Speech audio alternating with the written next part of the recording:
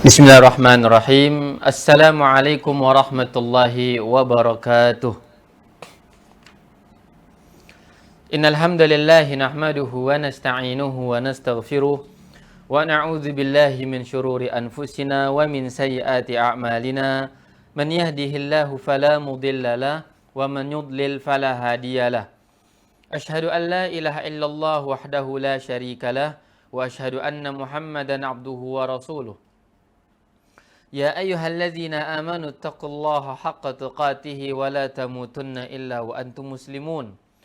Ya ayyuhan nasu taqu rabbakumul ladzi khalaqakum min nafsin wahidah wa khalaqa minha zawjaha wa bassa minhuma rijalan katsiran wa nisaa'a wattaqullaha alladzi tasaaluna bihi wal arham innallaha kana 'alaikum raqiba. Ya ayyuhalladzina amanu taqullaha wa qulu qawlan sadida yuslih lakum a'malakum wa yaghfir lakum dhunubakum wa man yuti'illaha wa rasulahu faqad faza fawzan 'azima. Amma ba'du. Kaum muslimin dan muslimat, ikhwani wa akhwati fid din, a'azzani Allah wa iyyakum. Saudara-saudari sekalian yang semoga dimuliakan Allah Subhanahu wa taala. Senantiasa kita memuja dan memuji Allah Azza wa Jal atas segala limpahan rahmat dan kebaikan yang Allah berikan kepada kita. Sehingga pada sore hari ini kita masih diberikan kesehatan, waktu luang, umur dalam bermuzakarah bersama, bermurajaah tentang hadis-hadis Rasulullah sallallahu alaihi wasallam. Dan ini adalah anugerah besar yang Allah berikan kepada kita. Barangkali di sore hari ini banyak orang yang menghabiskan waktunya untuk hal-hal yang kurang manfaat. Namun kita duduk bersama, membaca bersama hadis Rasulullah sallallahu alaihi wasallam, mencari keberkahan darinya, menimbah ilmu darinya, menambah wawasan agama, dan semoga dengan itu kita dicatat oleh Allah Azza wa Jalla sebagai hamba yang saleh, salihah, dan taat kepada Allah Azza wa Jal, dan tercatat di catatan malaikat sebagai hamba yang bertakwa kepada Allah Azza wa Jalla. Salawat serta salam semoga selalu tercurahkan kepada junjungan kita Nabi besar Muhammadin sallallahu alaihi wasallam, kepada keluarga beliau, para sahabatnya, dan orang-orang yang senantiasa belajar dan beramal dengan ajaran Islam ini sampai akhir kehidupannya. Ikhwani wa akhwati fid din, a'azzani Allah wa iyyakum. Kita melanjutkan pembahasan hadis-hadis Bulughul Maram sampai pada hadis ke-30 dari buku saya tentang hadis sifat wudu Rasulullah sallallahu alaihi wasallam an Humran. Pembahasan wudu ini tentunya hal yang penting ya. Hal yang sangat penting untuk kita pelajari dan kita baca bersama karena berkaitan dengan syarat sah salat kita, dan juga berkaitan dengan tata cara sebuah ritual ibadah yang harus kita ambil, harus kita pelajari dari baginda Rasul sallallahu alaihi wasallam lewat hadis-hadis beliau, kemudian dengan penjelasan para ulama Ahlus Sunnah wal Jamaah. Yang kemudian setelah kita fahami, kita ajarkan kepada anak-anak kita di rumah. Barangkali kita melihat mereka salah dalam berwudu, ajarkan. Umur ketika mereka sudah mulai sholat, sudah mulai kena kewajiban syariat, hendaklah kita orang pertama yang mengajarkan mereka berwudu sesuai dengan cara Rasulullah sallallahu alaihi wasallam. Agar jariyah, pendidikan yang mereka capai itu dari didikan kita sebagai bapaknya, sebagai orang tuanya. Makanya sering dinasihatkan oleh para asatidzah kita, jangan berikan peluang jariyah ini kepada guru-guru ngajinya. Jangan berikan peluang jariyah ini kepada guru-guru pesantrennya, tapi orang tualah yang lebih berhak mendapatkan jariyah ini. Ajarkan mereka wudu yang benar. Ini tujuan kita belajar. Jadi bukan hanya pernah mengulang atau sudah bosan mendengar hadisnya atau itu terus dibaca, namun barangkali kita sendiri belum bisa merasapinya, belum bisa mengajarkan kepada anak-anak kita, maka kita duduk bersama saat ini agar lebih faham, lebih mantap pahamnya, dan agar kita bisa mengajarkan kepada anak-anak kita di rumah. Atau barangkali bukan anak kita melihat kemungkaran di mana-mana saat ini, banyak orang berwudu tidak tepat wudunya. Banyak orang berwudu mata kaki tidak kena air, siku tidak kena air, bahkan rambut tidak diusap yang diusap jidatnya. Ini kan pelanggaran syariat namanya. Maka kita yang belajar menjadi orang yang terpelajar dan bisa mengingkari kesalahan-kesalahan atau memberikan nasihat kepada kaum muslimin. Ketika kita melihat mereka salah, tegur dengan tujuan agar mereka kembali kepada kebenaran. Dan itu lagi-lagi kita mengatakan adalah jariyah, kebaikan bagi kita. Satu kali kita menegur, barangkali akan teringat sepanjang hayatnya. Dia akan berwudu dengan cara yang benar, dengan teguran kita itu, maka semua wudunya setelah itu, pahalanya sampai kepada kita juga. Maka dalami Islam, tidak ada ruginya kita mendalami agama kita. Terus kita belajar, terus kita mengingat. Baik, hadis Humran, kata beliau, anna Utsmana da'a biwadu'in. Utsman minta air wudu. Dahulu Utsman minta air wudu kepada maulanya itu, asistennya itu Humran. Faghasala kaffaihi thalatha marratin. Kemudian setelah Utsman diberikan oleh Humran, maka Utsman mulai berwudu. Kata Humran, faghasala kaffaihi thalatha marratin. Utsman, yaitu beliau mencuci kedua tangan beliau, telapak tangannya, kaffaihi, telapak tangannya 3 kali. Lihat, ini cara wudunya Rasulullah. Sebagaimana Utsman mengutip kepada kita cara wudu ini. Ghasala kaffaihi salasa marratin. Pertama dilakukan cuci telapak tangan 3 kali. Cuci 3 kali. Summa tamadmada wastansyaqa wastansara. Kemudian Utsman menghirup air ke hidungnya dengan kuat, istinsyak.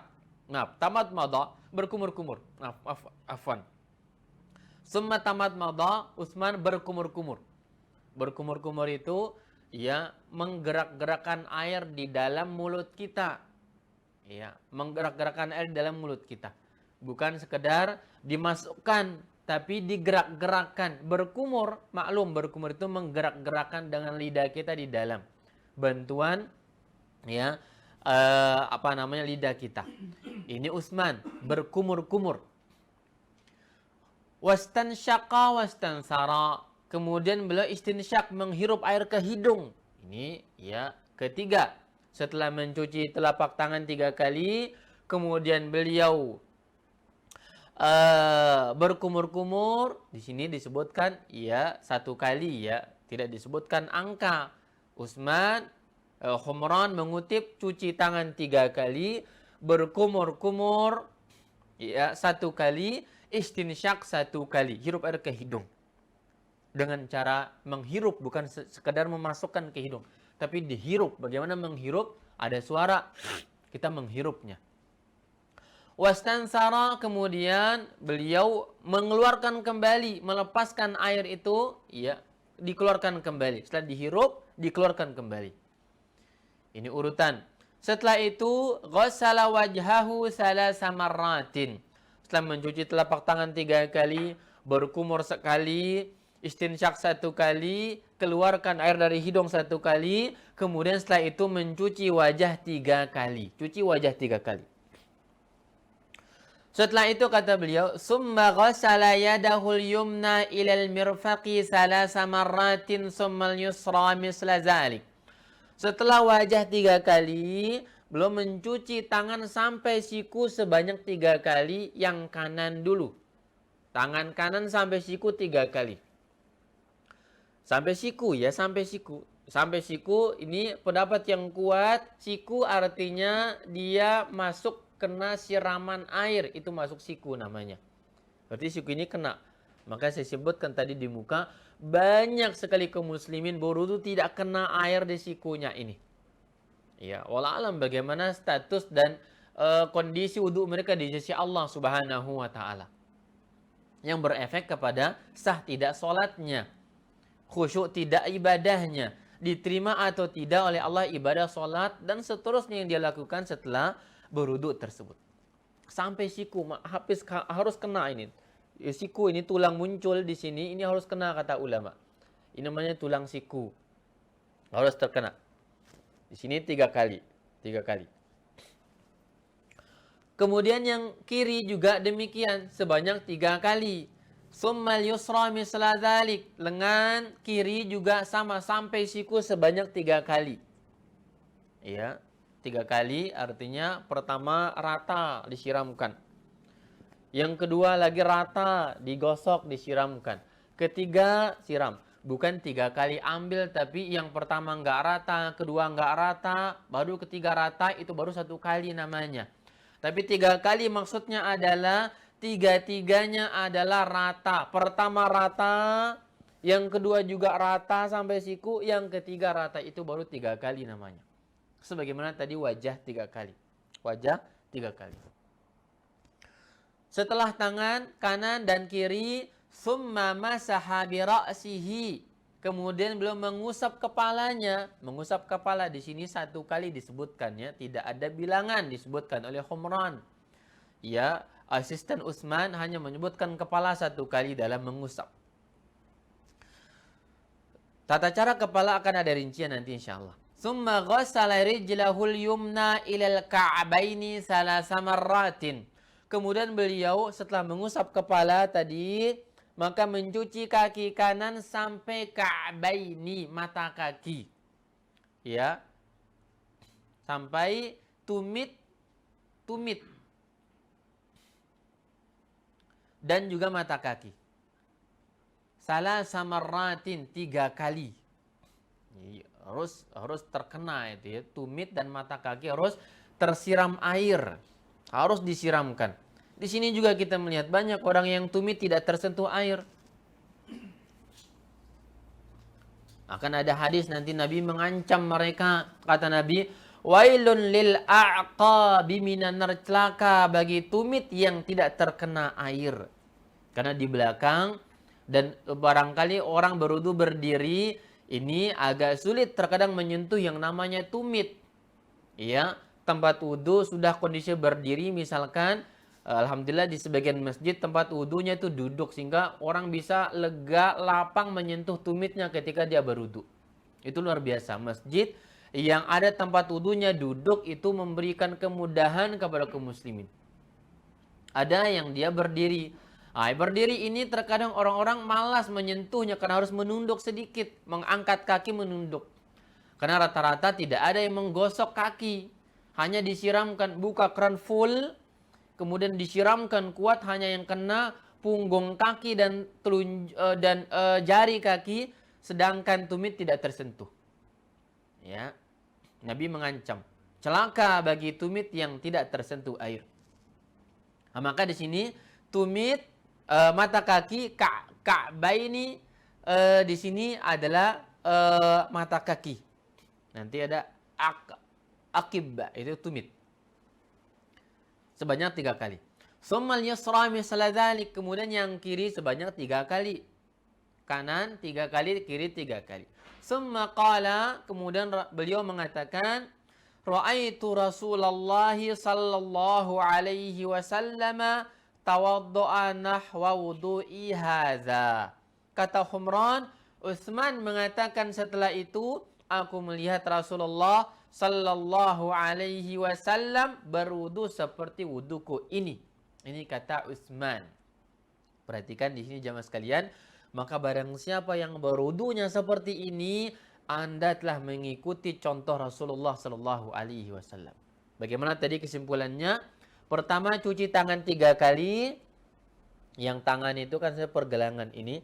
Cuci 3 kali, ini terlepas dari sunnah atau wajibnya, jangan pandang seperti itu. Nabi contohkan demikian, ambil dia sebagai sebuah ajaran. Utsman mengatakan, aku berwudu, ya, aku melihat Nabi berwudu seperti wuduku ini.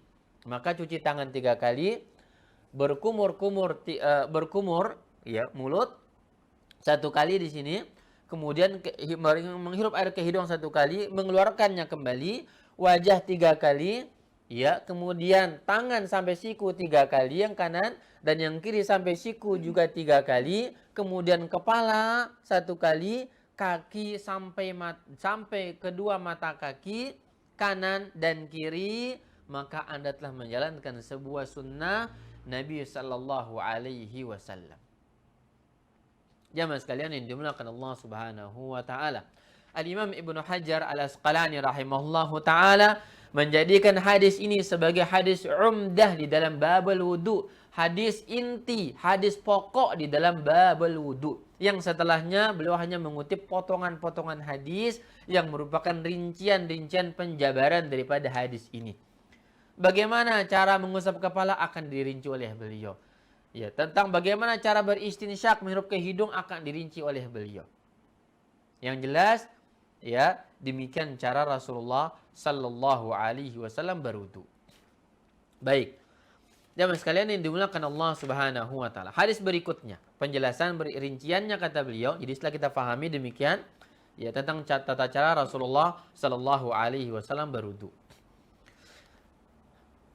Al-Imam Ibnu Hajar mengatakan wa an Ali radhiyallahu anhu fi sifati wudu'in Nabi sallallahu alaihi wasallam, dari Ali bin Abi Thalib di dalam menjelaskan teknis tata cara wudunya Rasulullah, kata beliau wa masaha bi ra'sihi wahidatan, dipertegas oleh Ali. Perhatikan hadis Utsman mengatakan kepala cuman diusap 1 kali saja. Diperkuat lagi oleh Ali bahwa tata cara wudu Nabi dalam mengusap kepala hanya 1 kali saja. Kata beliau, hadis ini dengan, ya, rawahu Tirmidzi bisnadin sahih, dikeluarkan oleh Imam Tirmidzi dengan sanad yang sahih. Berwudu mengusap kepala 1 kali saja. Hadis Ali. Kemudian hadis berikutnya Abdullah bin Zaid bin Asim mengatakan fi sifatil wudu, tentang bagaimana Nabi berwudu, kata beliau wa masaha Rasulullah sallallahu alaihi wasallam bi ra'sihi fa aqbala bi yadayhi wa adbar. Muttafaqun alaih, Bukhari Muslim. Kata beliau dari Abdullah bin Zaid bin Asim bahwasanya Rasulullah sallallahu alaihi wasallam dalam mengusap kepala tata caranya seperti apa? Perhatikan kata beliau, aqbala biyadaihi wa adbar. Beliau aqbala wa adbar, memulai dengan kedua tangannya ini dari depan ke belakang dan dari belakang ke depan. Itu tata cara Rasulullah mengusap kepala. Dalam lafzin lahuma, lafaz yang lain dalam Sahih Bukhari dan Sahih Muslim, bada'a bimuqaddami ra'sihi hatta zahaba bihima ila qafah. Nabi memulai dengan depan kepalanya, kemudian beliau ditarik ke belakang sampai punuk, kemudian dikembalikan lagi ke semula dari mana beliau memulainya. Summa raddahuma ilal makan allazi bada'a minhu. Beliau kembalikan dari, ya, tempat beliau memulainya. Itu tata cara wudu. Jadi kalau saya praktikkan, Nabi sallallahu alaihi wasallam berwudu mulai dari depan dalam mengusap kepala, ya, ke belakang, dari belakang diusap kembali, dialirkan ke depan 1 kali saja tuntas. Itu tata cara Rasulullah sallallahu alaihi wasallam berwudu. Sehingga enggak ada orang Nabi itu diriwayatkan berwudu seperti ini. Diusapnya sepotong rambut atau di jidat atau semacam itu. Sedemikian tidak ada. Bahkan hal ini disepakati oleh para ulama Islam. Orang banyak salah faham. Ya, lihat bagaimana jauhnya ijtihad, kemudian praktek yang ada dari Rasulullah Shallallahu Alaihi Wasallam, bahwa yang terjadi dari ijtihad para ulama kita, mereka ketika membahas tentang standar sah di dalam mengusap kepala, kata mereka bahwa sebagaimana Syafi'i mengatakan bahwa hal itu minimal, ya, 3 helai rambut atau semisal itu. Itu sudah sah kata beliau. Namun beliau berbicara tentang standar sah. tidak berbicara tentang bagaimana Rasul praktekkan. Maka kebanyakan masyarakat kita ini salah faham dan salah praktek di dalam menjalankan wudhu ini. Jadi yang mereka praktekkan itu adalah sesuatu yang sifatnya apa? Yang Nabi tidak praktekkan. Hanya berupa ijtihad para ulama ketika berbicara masalah standarisasi sah atau tidaknya berwudu dalam mengusap kepala. Padahal Rasulullah tidak menjalankan demikian.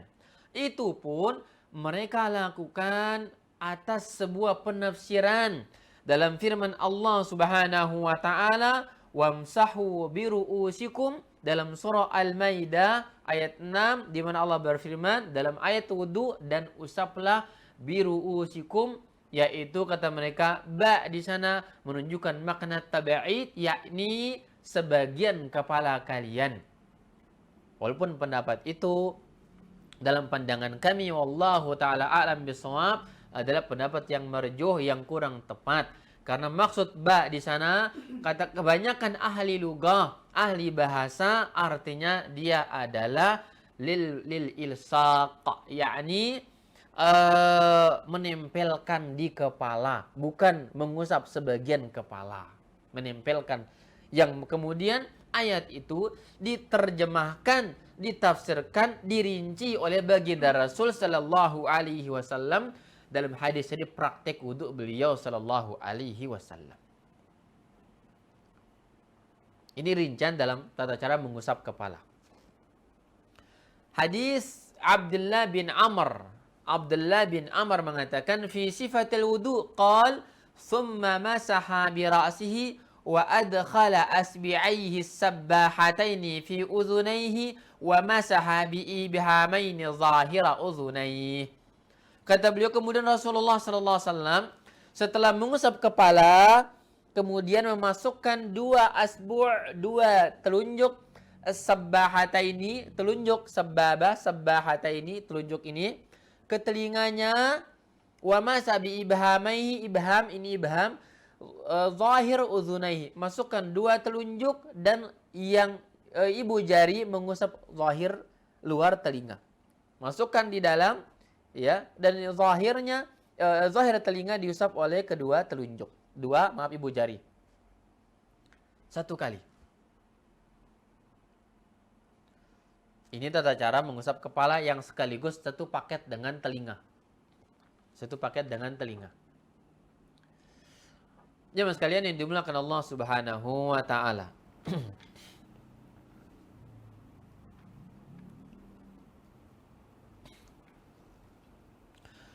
Maka dalam hal ini, dalam tata cara mengusap kepala tadi dan juga sekalian dengan telinga, kata Al-Imam Ibnu Qayyim Al-Jauziyah rahimahullah di dalam kitabnya Zadul Ma'ad, kata beliau, as-sahihu, yang sahih, yang tepat, annahu lam yukarrir sallallahu alaihi wasallam masha ra'sihi, yang sahih bahwasanya Rasulullah sallallahu alaihi wasallam tidak pernah mengulang berkali-kali di dalam mengusap kepala beliau. Bal kana idza karrara ghusl al-a'dha afrada mashar ra's. Bal jika beliau mengulang di dalam mengusap, membasuh anggota wudu yang lainnya, maka beliau mencukupkan satu kali untuk kepala. Walam yasihha anhu khilafuhu albattah, dan tidak sahih satupun riwayat hadis dari Nabi sallallahu alaihi wasallam di dalam beliau mengusap kepala berkali-kali. Tidak ada hadis yang sahih dalam hal itu. Wa qala, kata Al-Imam Ibnu Qayyim Al-Jauziyah, beliau melanjutkan, wa kana sallallahu alaihi wasallam yamsahu ra'sahu kullahu wa lam yasihha anhu fi hadisin wahidin annahu qatasara ala mashi ba'di ra'sihi al-battah. Kata beliau, bahkan juga kata Al-Imam Ibnu Qayyim Al-Jauziyah, bahwa Nabi sallallahu alaihi wasallam dalam mengusap kepalanya itu tata caranya adalah semua kepala, dan tidak ada hadis yang sahih Nabi itu mengusap separuh, sebagian kepala, sebagaimana orang-orang praktekkan di zaman kita semacam ini. Kata Ibnu Qayyim Al-Jauziyah, seorang hafiz ya, seorang ahli hadis. Kata beliau, tidak ada satupun hadis yang sahih dalam hal ini. Baik dalam mengulangnya atau di dalam mengusap sebagiannya. Tidak ada hadis yang sahih. Maka bagi pecinta Rasulullah, bagi Anda yang meneladani Rasulullah sallallahu alaihi wasallam, usaplah kepala sebagaimana Nabi usapkan, yaitu dalam jumlah 1 kali dan juga semua kepala diusap. Itu cara Rasulullah di dalam mengusap kepala. Jamaah sekalian yang dimuliakan Allah Subhanahu wa taala. Ini ungkapan yang luar biasa dari Al-Imam Ibnu Qayyim. Ini hendaklah dicatat ya oleh diri kita semuanya dan kita ajarkan kepada kaum muslimin. Ya. Bahwa inilah ungkapan mereka.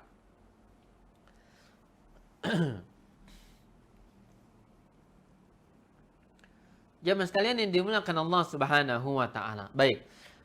Setelah memahami tentang tata cara Rasulullah mengusap kepala tadi, bahwa yang pertama jadi catatan beliau Al-Imam Ibnu Hajar di sini mengutip banyak hadis ya. Kenapa? Seakan-akan beliau sebagai seorang penganut mazhab Syafi'i ingin menegur kita bahwa tata cara mengusap kepala itu bukan sebagaimana banyak orang. Ikuti Rasulullah, banyak hadis dan riwayat yang Nabi itu mengajarkan kita mengusap kepala. Pertama jumlahnya 1, yang kedua semua kepala, bukan separuh.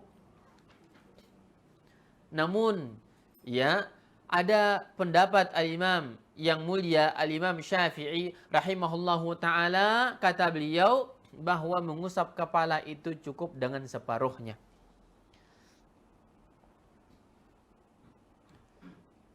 Dalilnya ya dengan firman Allah Subhanahu wa taala dalam surah Al-Maidah, wamsahu biru'usikum ayat 6, Al-Maidah ayat 6. Ini dalil beliau. Di mana dalam hal ini Al-Imam Abu Hanifah dan Syafi'i berpendapat bolehnya mengusap sebagian kepala. Ini pendapat dua imam, Syafi'i dan Abu Hanifah. Berbeda dengan Imam Malik dan juga Imam Ahmad bin Hanbal. Imam Malik mengatakan wajibnya mengusap semua kepala. Mash kullih. Ya, semua kepala. Sebagaimana tadi dijelaskan dalam semua hadis yang kita sebutkan, ya, rata-rata menyebutkan kepala. Menyebutkan kepala semuanya. Dan tata caranya dengan cara yang kita sebutkan, yaitu dari muka seperti ini, kemudian sampai ke tekuk, ya punuk, kemudian kembali lagi ke depan. 1 kali. Ini pendapat Imam Ahmad dan Imam Malik, yaitu wajibnya mengusap semua kepala. Qala Syekhul Islam Ibnu Taimiyah rahimahullahu taala. Berkata Syekhul Islam Ibnu Taimiyah, lam yunqal an ahadin, tidak ada satupun kutipan dari seorang pun dari kalangan salafus salih, annahu sallallahu alaihi wasallam iqtasara ala mashi ba'dir ra's. Bahwasanya Rasulullah sallallahu alaihi wasallam mencukupkan mengusap kepala dengan sebagiannya saja. Wa qala Ibnul Qayyim lam yasihha anhu haditsun wahidun, tidak ada satupun hadis yang sahih annahu qatasara ala mashi ba'da ar-ra'si albatta, bahwasanya Nabi sallallahu alaihi wasallam mengusap sebagian kepalanya. Dan menjawab syubhat tentang firman Allah, wamsahu biru'usikum, yaitu usaplah kepala kalian. Ba di sana la tadullu ala mashil ba'at li'annaha lil ilsaq. Ba dalam ayat ini, karena sebagian menafsirkan ba di sini sebagian kepala, kata mereka. Ya, tidak menunjukkan bahwa menunjukkan sebagian, karena wa man dhanna annaha litab'id faqad akhta ala a'immatil lughah. Barang siapa yang menafsirkan ba di dalam firman Allah biru'usikum dengan tafsiran sebagian, bahwa dia telah keliru memahami ungkapan para ahli bahasa Arab yang fasih.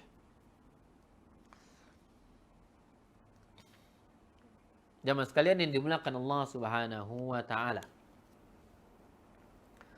Nah, ini tata cara kaitan dengan mengusap kepala. hadis tentang hal ini jelas, ya. Maka kita terlepas dari khilaf para ulama kita, yang menjadi barometer, yang menjadi penentu dalam amalan kita, lihat hadis Rasulullah Sallallahu Alaihi Wasallam. Dan hadisnya pun jelas, kita baca, diterjemahkan dalam bahasa Indonesia, bahwa Nabi itu ya mengusap kepala 1 kali, dan caranya semua kepala dengan cara dari depan ke belakang dan dari belakang ke depan.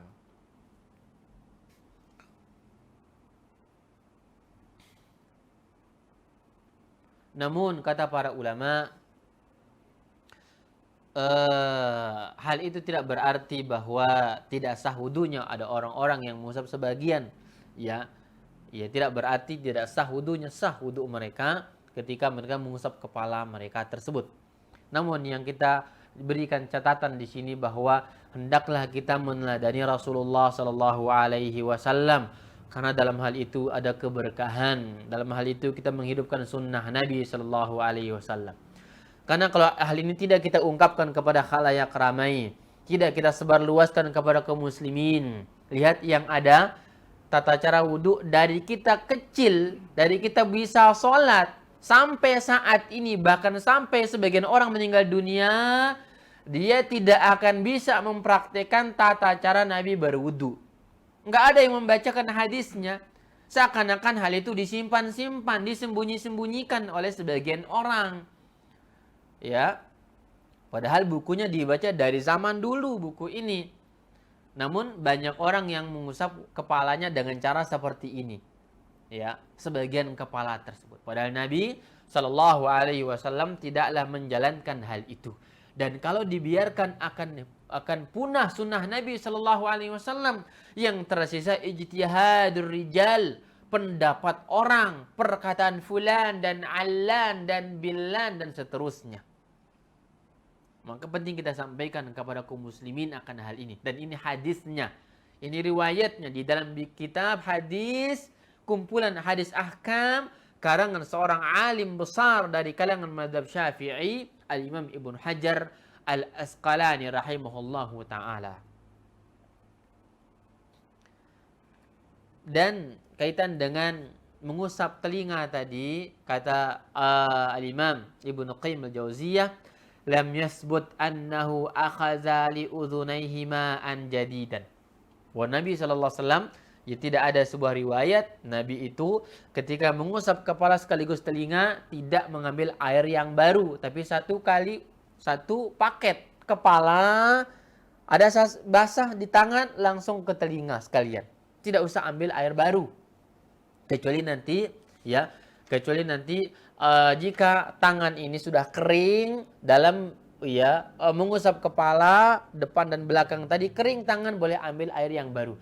Namun jika tangan masih basah, masih ada bekas air untuk mengusap atau membasuh kepala, maka cukup dengan air yang basah di tangan kita untuk membasuh telinga. Cukup dengan itu.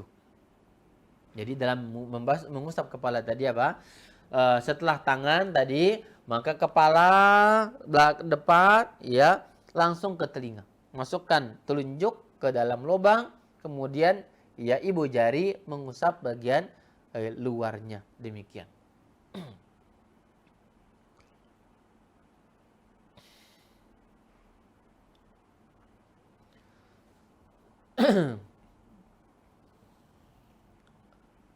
Kemudian di sini pendapat jumhur ulama, annal udhunaini, kata beliau, annal udhunaini yumsahani bima'ir ra'si wa huwa mazhabul jumhur.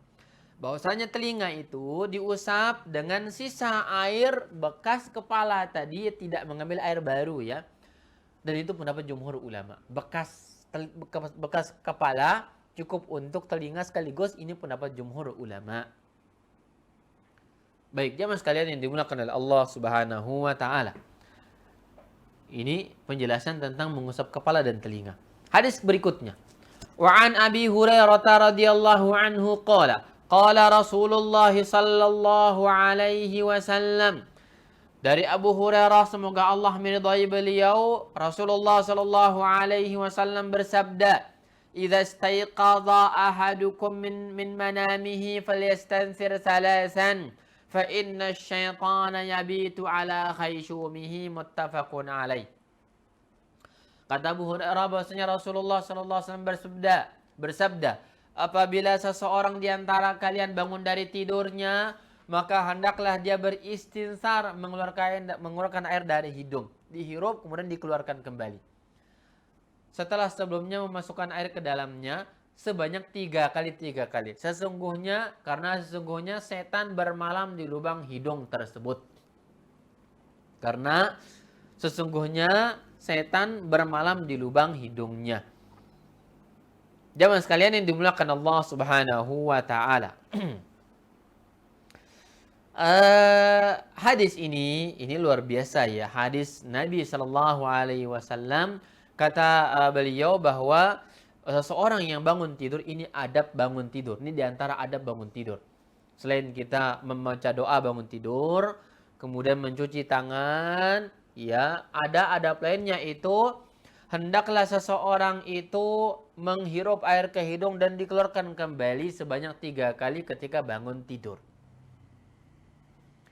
Alasan kenapa demikian, hikmahnya kata Rasulullah, karena ada setan yang bermalam di hidung seseorang.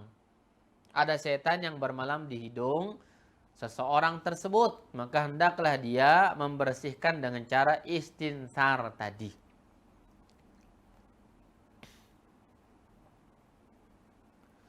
Berkata Qadhi Iyad, seorang tabi'in, Al-Qadhi Iyad mengatakan, yuhtamalu an yakuna ala haqiqatihi. Bisa dibawa kepada makna hakikat. Yani memang betul ada setan bermalam di hidung. Memang betul ada setan bermalam di hidung secara hakikat. Kenapa kata beliau? Fa innal anfa, karena hidung ini ahadu manafidil jismi, satu di antara lubang anggota tubuh kita. Maaf, satu dari lubang yang ada di tubuh kita. Walaysa syai'un min manafidhihi laysa alaihi ghalq siwal anfi wal uzunaini. Waja'al amru bil kazmi 'inda tasa'ubi min ajli dukhuli syaitan hina idzin fil fam. Dan kata beliau, dan bahwa tidak ada ya lubang di tubuh kita yang tidak ada penutupnya kecuali hidung dan telinga. Nggak ada penutupnya. Namun ketika ada kaitan dengan seseorang yang dia menguap, maka Nabi suruh untuk menguap. Karena setan masuk kalau orang menguap tidak menutup mulutnya. Ketika menguap disuruh untuk menutup mulut. Kenapa? Kalau menganga mulut ini ada setan masuk.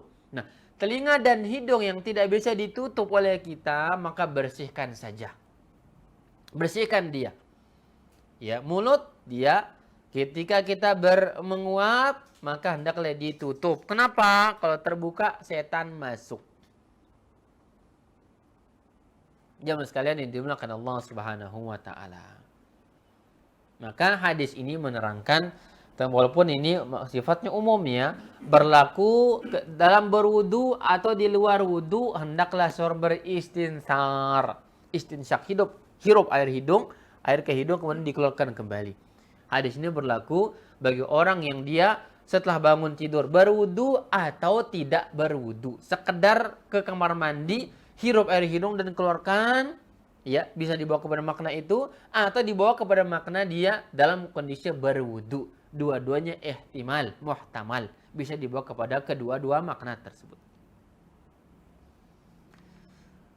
Kemudian hadis berikutnya, ya, wa an Abi Hurairah radhiyallahu anhu qala Rasulullah sallallahu alaihi wasallam, idza istayqadha ahadukum min naumihi fala yaghmis yadahu fil ina hatta yaghsilaha salasan fa innahu la yadri aina batat yaduh.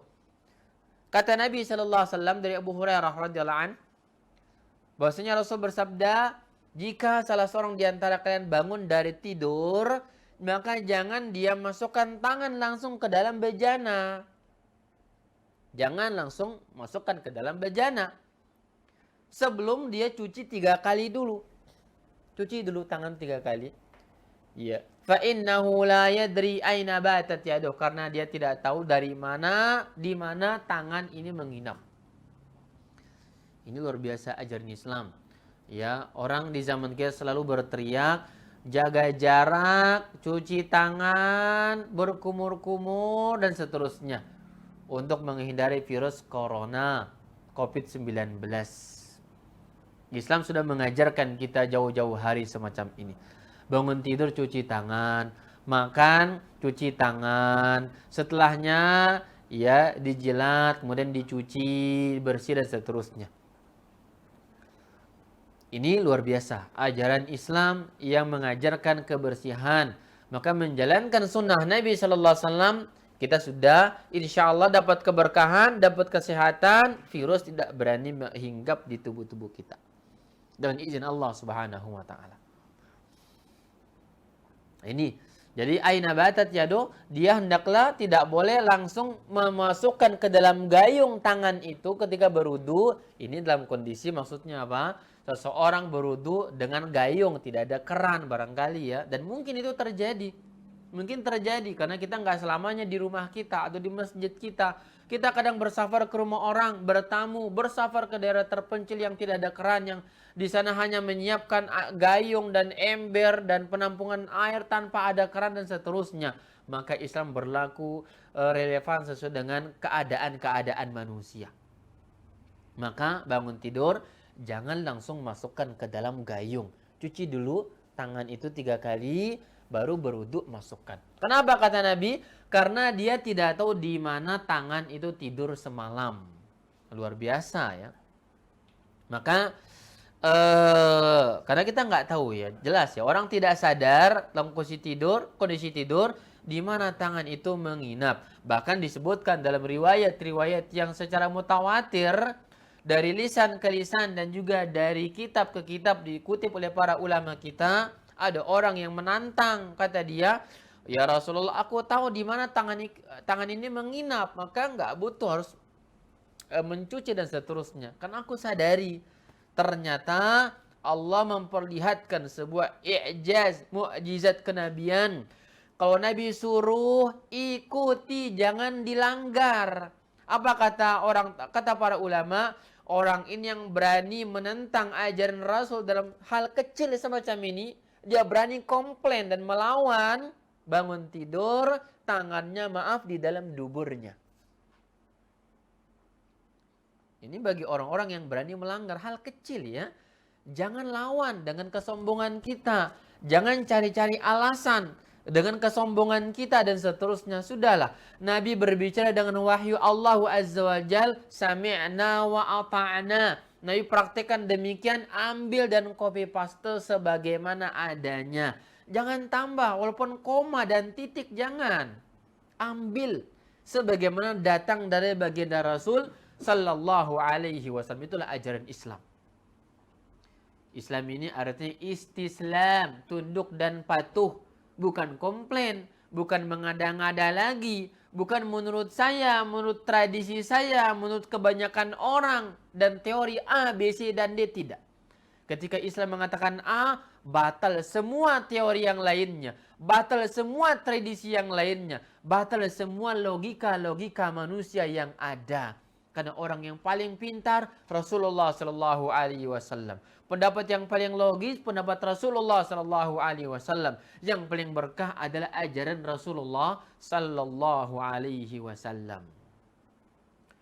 Jamaah sekalian yang dimuliakan oleh Allah Azza wa Jal.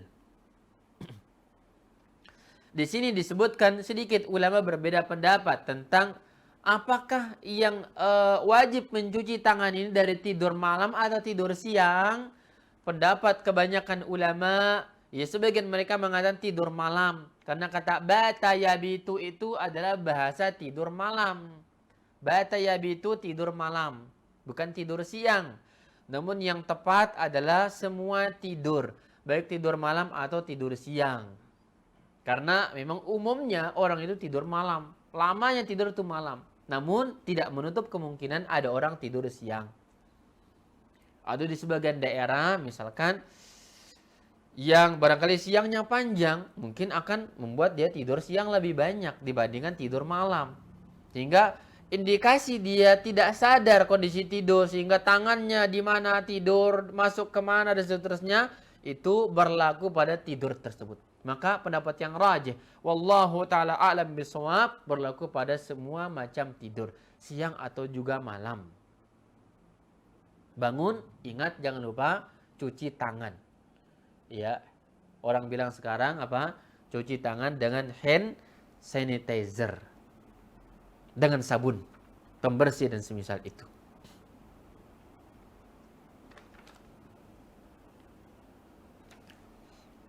Jemaah sekalian yang dimuliakan Allah Subhanahu wa taala.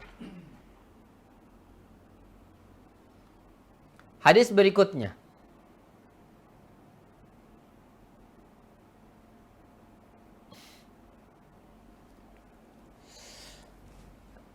An Laqit ibn Sabrah radhiyallahu anhu qala berkata, qala Rasulullah sallallahu alaihi wasallam, Rasulullah bersabda, asbighil wudu'a wa khallil bainal asabi'. Perbagusilah wudu kalian dan selah-selahilah antara jari jemari kalian. Wa baligh fil istinsyaqi, seriuslah dalam menghirup air ke hidung kalian, illa an takuna sha'ima, kecuali kamu berpuasa. Akhrajahul arba'ah, dikeluarkan oleh 4 sunan. Wali Abi Dawud fi riwayah, wa idza tawadda'ta famatmit, kalau Anda berwudu maka berkumur-kumurlah. Perhatikan hadis ini juga sebuah ajaran yang banyak orang lupa, sebuah ajaran yang banyak orang tinggalkan juga. Apa kata Rasulullah? Perbagusi wudunya dan selah-selahi jari jemari. Ini hilang di zaman kita. Jarang orang menyelah-nyelahi jari ini. Tangan dan kaki jarang. Hanya disiram saja tanpa disela-selahi. Sampai digosok sela-selanya. Dan juga kata Nabi, baligh fil istinsyak, dalam menghirup. Bahkan sebagian ulama kita menghirupnya sampai tertelan, masuk ke dalam kerongkongan tertelan, itu boleh. Saking dalamnya. Kecuali Anda berpuasa, tentunya maka jangan terlalu dalam-dalam. Kalau tidak berpuasa, hirup dia dalam-dalam. Ketelan pun afdal. Agak pusing, agak pusing rasanya. Namun, kita menjalankan sebuah sunnah, dia bersih, dia sehat. Istinsyak yang dalam. Hirup dia. Istinsyak itu artinya menghirup, betul-betul dihirup. Bukan hanya orang ambil, kemudian diusap begini hidungnya, tidak. Ada orang hanya dimasukkan kemudian gosok sedikit. Bukan itu. Maksud Nabi itu istinsyak itu hirup dia. Dihirup. Ketelan pun tidak masalah. Bahkan afdolnya sampai ketelan. Kecuali kalau kondisi berpuasa, jangan telan. Jangan menjadi alasan ingin beristinsyak dalam-dalam kemudian menelan air gitu ya. Kondisi puasa, ini menjalankan sunnah Ustadz gitu. Maka itu membatalkan puasa jika sengaja.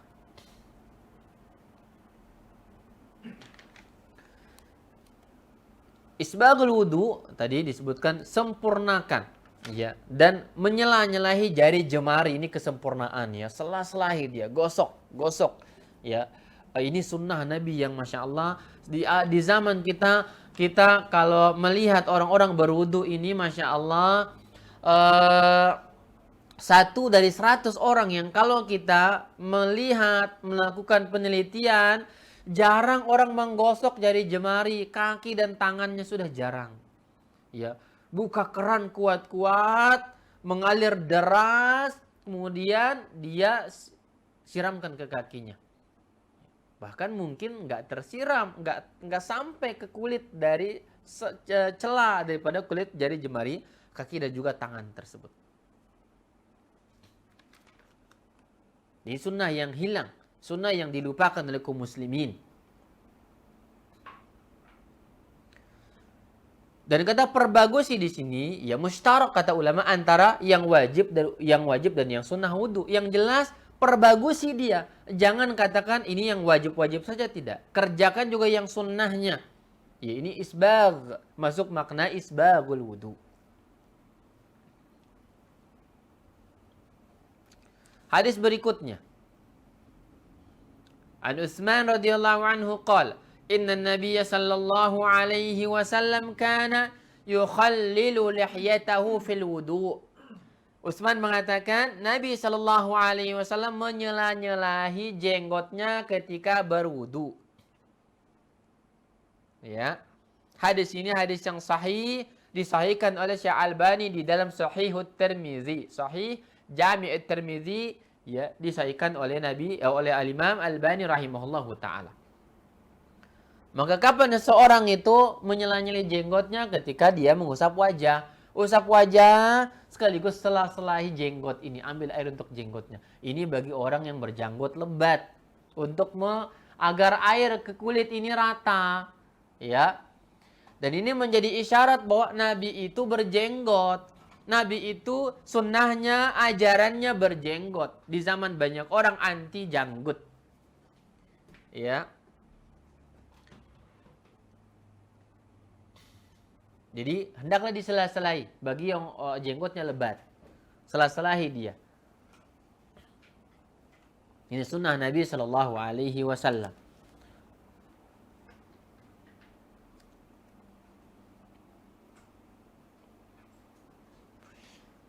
Hadis berikutnya, wa an Abdullah bin Zaidin. Abdullah bin Zaid mengatakan, "Inna nabiyya sallallahu alaihi wasallam utiya bi sulusai muddin faja'ala yadluku zira'aihi."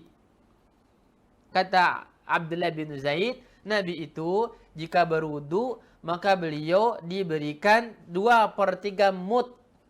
2/3 mud. Ini 1 mud. Yang ini 1 mud, ya. 2/3-nya enggak sampai segini. Kemudian beliau ya berwudu, faja'ala yadluku zira'aihi. Beliau menggosok-gosok ke zira', yakni ke lengan-lengan beliau dalam berwudu. Digosok, dirata-ratakan. Ya. Jadi adal, yakni menggosok. Ini sunnah. Harus ada gosokan, harus digosok ini. Ini sunnah Nabi juga. Sebagian ulama mewajibkan menggosok ini. Bahkan sebagian mewajibkan saking menjalankan sunnah Nabi sallallahu alaihi wasallam. Dan yang afdal adalah mengikuti Rasulullah dalam jumlah, bahkan di dalam tata cara, ya, jumlah kadar air juga demikian. 2/3 mud. 2/3 mud. Ya, ini 1 mud namanya. 1 mud. Ini ukuran 1 mud. 2/3-nya artinya kurang dari 2 kepalan tangan dewasa semacam ini. Maka dengan air segitu kita berwudu. Dan boleh lebih sedikit dari itu. Afdalnya kata ulama ikuti Nabi dalam kamiyah dan kaifiyah. Tata cara, kaifiyat dan juga kamiyah, ya, kadar air yang dipakai juga demikian.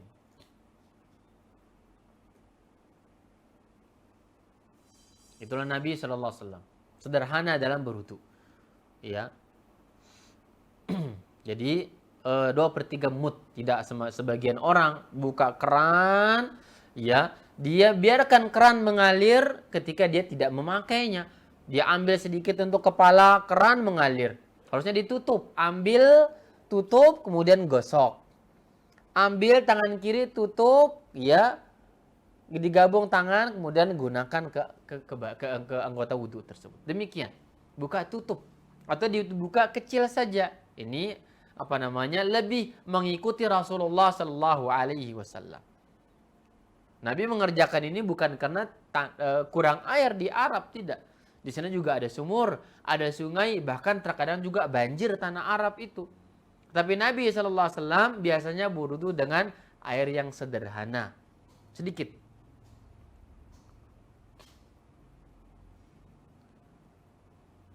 Jamaah sekalian yang dimuliakan oleh Allah Subhanahu wa taala. Maka ini sebuah ajaran yang hendaklah kita coba untuk diamalkan. Baik, hadis ke-39.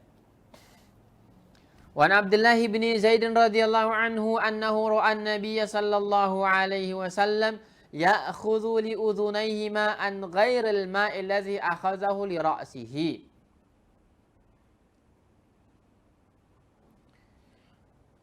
Dari Abdullah bin Zaid Kata beliau bahwasanya Abdullah bin Zaid melihat Nabi sallallahu alaihi wasallam mengambil air, ya, air ghairil ma'il ladzi akhazahu li ra'sihi, untuk telinga maksudnya, ya, beliau ambil air yang lain untuk telinganya.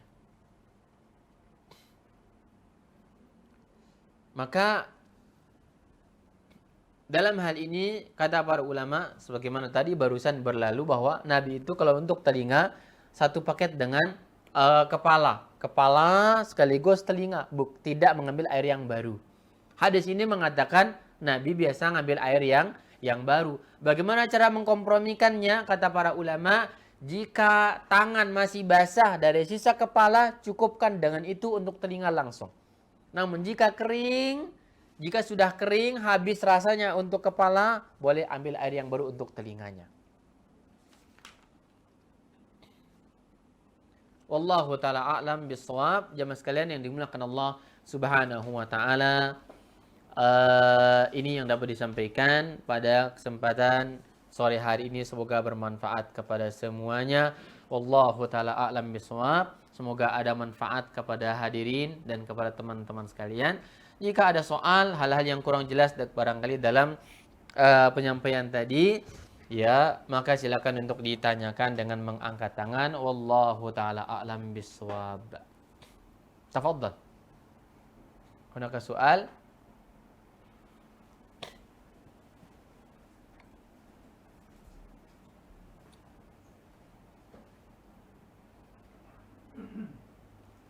Tafadhal.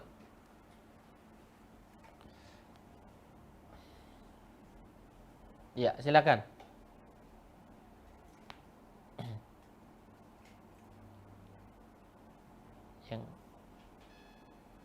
Assalamualaikum Ustaz. Waalaikumsalam warahmatullahi wabarakatuh. Tafadhal. Ustaz, mengenai membasuh Suaranya kepala. Mengenai membasuh kepala. Ya. Untuk akhwat itu bila di tempat umum seperti misalkan di pom bensin kita lagi safar terus mampir untuk sholat dan berwudu di pom bensin, itu bagaimana ya Ustaz ya? Apa jilbabnya harus dibuka, dan kita kan jangan dalam berwudu kan harus sampai kepala untuk balik lagi gitu Ustaz ya? Itu untuk akhwat gimana itu Ustaz? Baik. Jazakallah khair. Pertanyaan dari Bapak siapa tadi? Anak Ajis Ustaz. Terus satu lagi Ustaz, ini ada pertanyaan satu lagi. Kalau misalkan kita sedang wudu, misalkan kita sudah sampai membasuh muka, membasuh wajah gitulah ya. Terus kita buang angin itu, atau kita harus mengulang dari awal atau boleh melanjutkan Ustaz? Baik. Oke. Baik. Syukran Ustaz. Jazakallahu khair.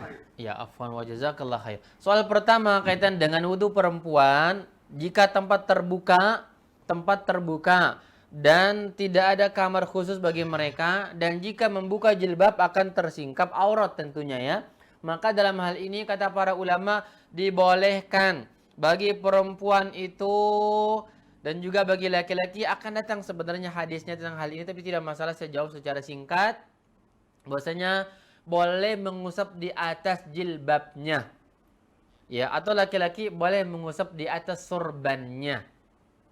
Ya, tidak usah dilepas, boleh diusap secara sederhana demikian sudah cukup. Ya, tidak usah dilepas.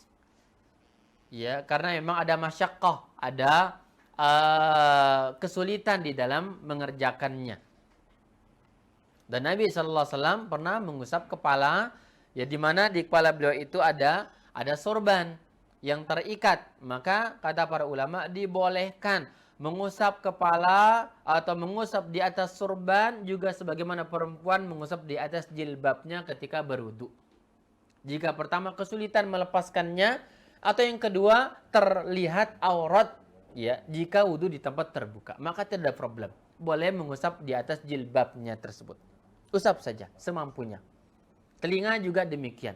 Ya, masukkan sedikit ke telinga dan semisal itu. Baik. Yang kedua tadi, jika orang yang sedang berwudu sampai kepada giliran membasuh wajah misalkan, tiba-tiba buang angin, maka ini hendaklah diulang dari awal. Diulang dari awal. Ya. Hendaklah diulang dari awal, karena dia batal batal wudu dan dia belum dikatakan memulai karena kondisi berhadas. Maka mulai dari awal.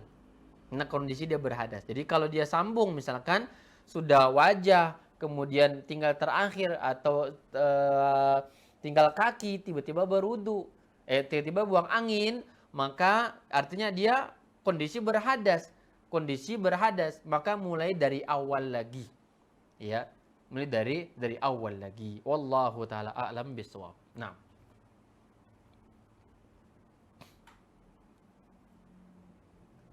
Yang lain silakan.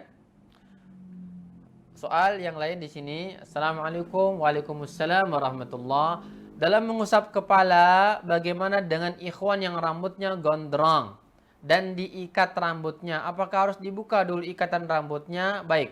Pertama, di sini saya sedikit memberikan catatan kepada laki-laki yang mengikat rambutnya. Pendapat yang rajih, laki-laki tidak boleh ikat rambut sebagaimana wanita.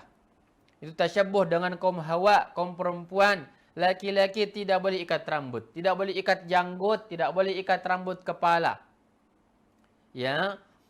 Tidak boleh demikian karena dia menyerupai perempuan. Sifatnya sifat perempuan, tidak dibenarkan hal itu di dalam agama kita.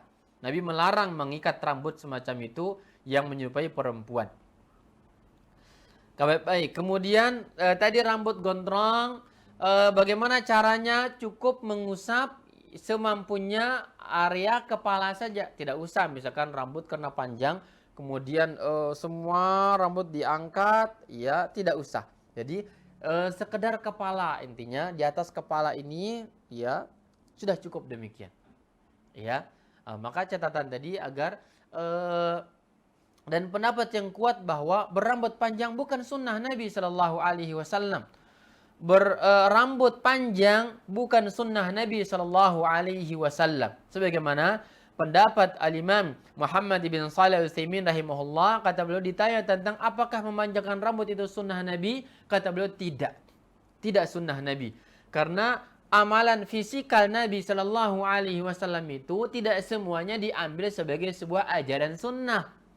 Ya, ada yang sifatnya adat istiadat di kala itu. Seperti jubah, pakaian, ini adat istiadat. Ya, rambut panjang juga demikian. Namun kata para ulama, bahkan Syekh Muhammad mengatakan zaman sekarang orang memanjangkan rambut justru lebih dekat dengan orang-orang yang fasik, kata beliau. Karena rata-rata ini syiar orang fasik, rambutnya panjang, perawatan rambutnya super mahal, datang ke salon, kemudian Masya Allah sudah. Ya, ngurus rambut itu susah dan memakan biaya ini dan itu. Ya, bahkan mengikatnya dilarang dalam Islam. Maka kata beliau, memanjangkan rambut bukan sunnah yang muttaba'ah, bukan sunnah Nabi yang harus diteladani. Ya, dan Nabi biasanya rambutnya sebahu. Ya, sebahu saja. Kalaupun dipelihara demikian. Ya. Dan Nabi biasanya beliau tidak pernah, kata para ulama, Nabi itu melepaskan yang namanya penutup kepala, imma sorban, imma kopiah dan semisal itu.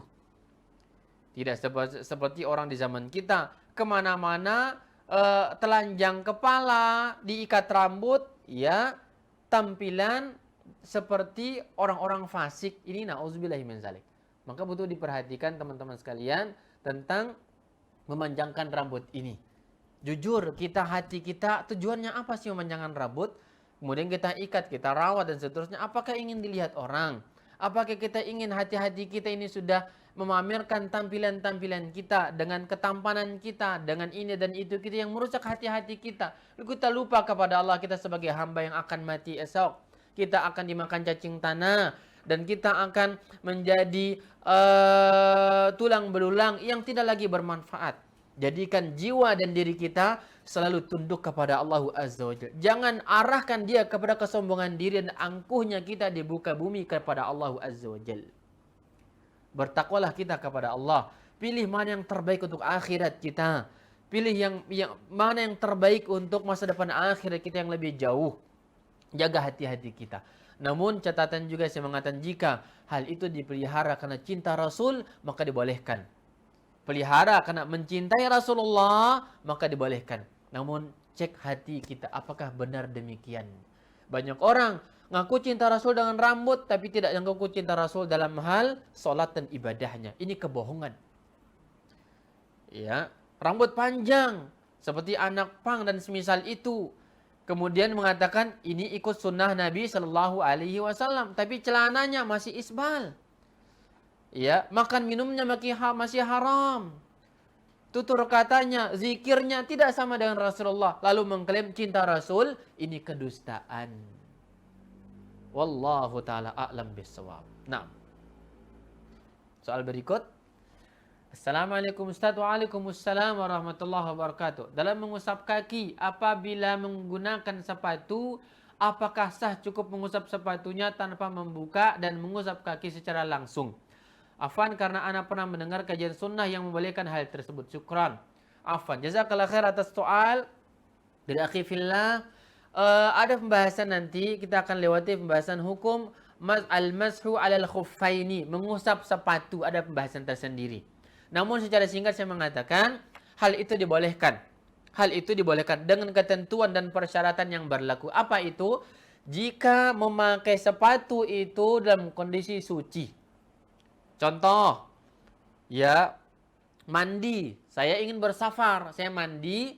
Kemudian saya berwudu di kamar mandi, berangkat barangkali jam 8 lah. Oke, jam 8. Ini bukan waktu sholat.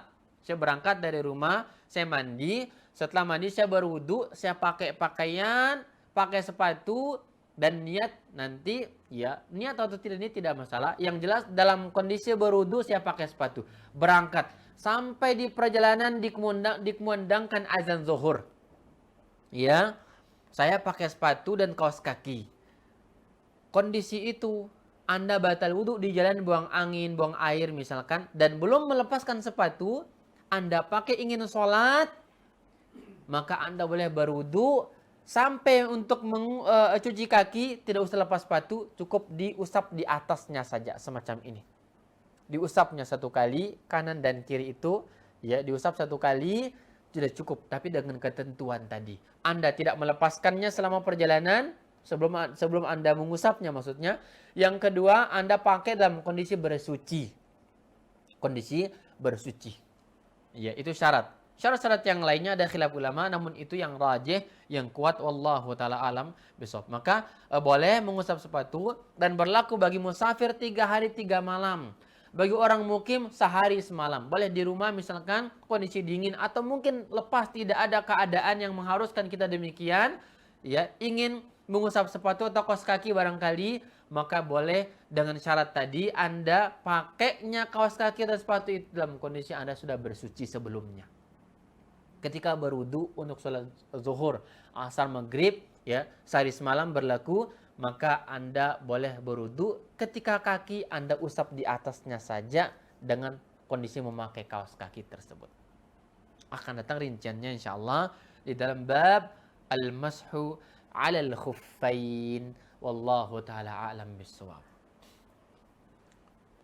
Soal berikutnya. Assalamualaikum warahmatullahi wabarakatuh. Waalaikumsalam warahmatullahi wabarakatuh. Ustaz, dalam berwudu, jika ada anggota badan yang wajib kena air wudu, tapi sedang luka, misalnya tangan, apakah tetap wajib dibasuh?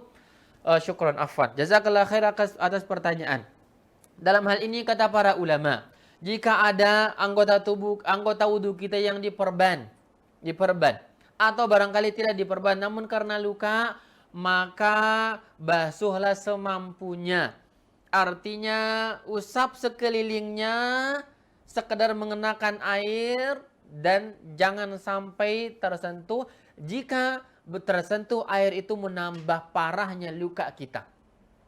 Ya. Misalkan demikian. Maka boleh diusap di atas perban itu tadi. Dengan mempercikkan air, ambil air, basahkan tangan, percik, kemudian di atas perban diusap. Ya. Namun kalau terbuka tidak ada perban, maka jangan dibasuh. Jangan dikenakan air. Karena dikhawatirkan tersentuhnya air ke daerah luka itu akan menambah sakit pada tubuh kita tersebut. Maka Nabi mengatakan, para ulama kita mengatakan bahwa sesuatu kesulitan al-masyaqqatu tajlibut taisir. Kesulitan itu mendatangkan kemudahan, membawa kondisi yang kita boleh dipermudah oleh syariat, yaitu dengan tidak usah membasuh tempat luka itu. Atau kondisi dengan kaidah lain, dalilnya ad-daruratu tubihul mahzurat. Hal yang terpaksa membolehkan yang terlarang. Apa terlarangnya? Tidak menyentuh tempat wudu. Namun karena ada darurat keterpaksaan, maka boleh tidak menyentuhkan air di sana jika belum diperban misalkan. Ya. Wallahu taala alam bisawab. Satu lagi soal ada? Baik. Assalamualaikum, waalaikumsalam warahmatullah. Bolehkah setelah wudu membasuh kaki ada tambahan gerakan semisal membasuh wajah yang bertujuan ingin lebih segar atau meludah lalu berkumur-kumur kembali? Jazakallahu khaira. Baik, jazakallahu khaira atas soal. Hal itu menambah usapan ke wajah, cucian kaki atau tangan atau yang lainnya, jika diniatkan bukan ritual wudu maka dibolehkan. Jika bukan ritual wudu yang Anda niatkan, sekedar membasuh, yang Anda yakini tidak meniatkan untuk menambah keberkahan wudu atau tata cara wudu, maka itu dibolehkan. Namun hal itu jika Anda meniatkan ini agar lebih mantap kembali, misalkan diulang lebih dari 3 kali, Anda zalim kata Rasulullah.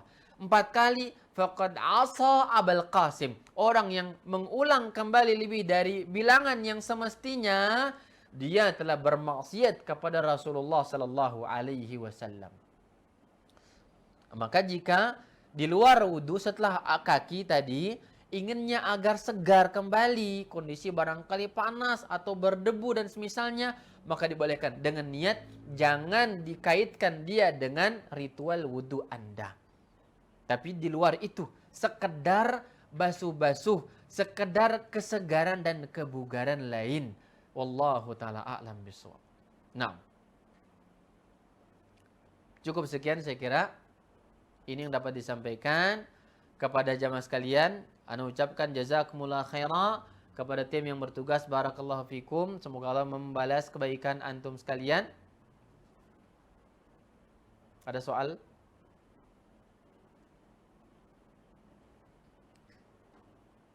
Baik. 3 peserta ya pada sore hari ini alhamdulillah mendapatkan door prize dari tim MBI ya, dari ketua dan pengurus tim MBI Depok.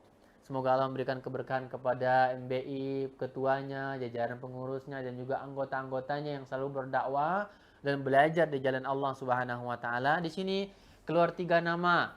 Nama terbaik dari peserta pada sore hari ini ada Akhuna Aziz Eka Lesmana, ada Yudi Destian, ada Akhi Rahfid. Saya ulang, 3 nama yang muncul. Ada Aziz Eka Lesmana, ada Yudi Destian, ada Rahfid. Menghubungi nomor 0812 8265 7711 Akhir Rezeki.